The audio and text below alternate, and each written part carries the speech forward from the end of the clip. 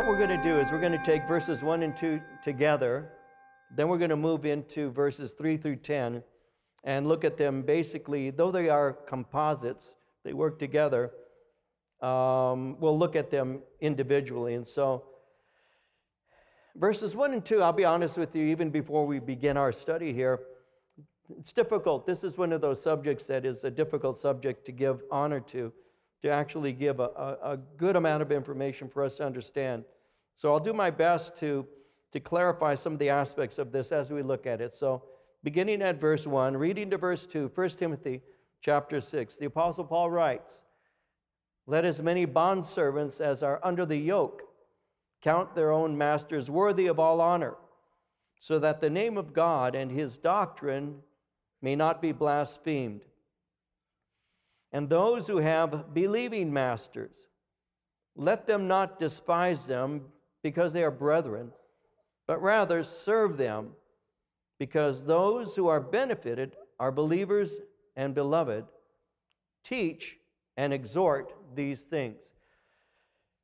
We'll be looking at that in not deep and particular detail, but we'll look at that in a way that I think can help us to see some practical aspects of the teaching that Paul is bringing related to slavery.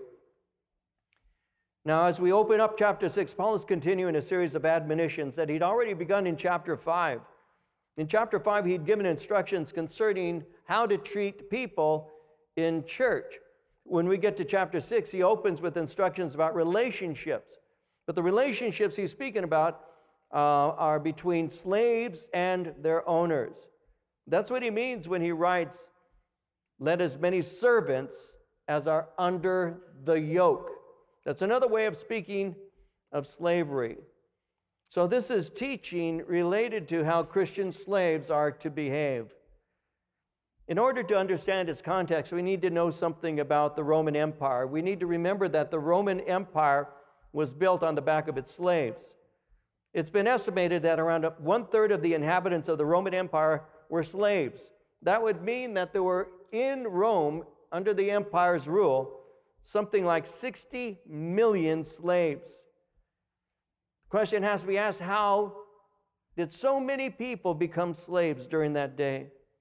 Well, some had become slaves because they were prisoners of war. Some were criminals who had been sentenced to slavery. Some became slaves through being sold into slavery because of debt. Some became slaves when they were kidnapped and sold into slavery. Some were sold into slavery by their own parents to provide income for themselves. And finally, some were born slaves by parents who themselves were slaves.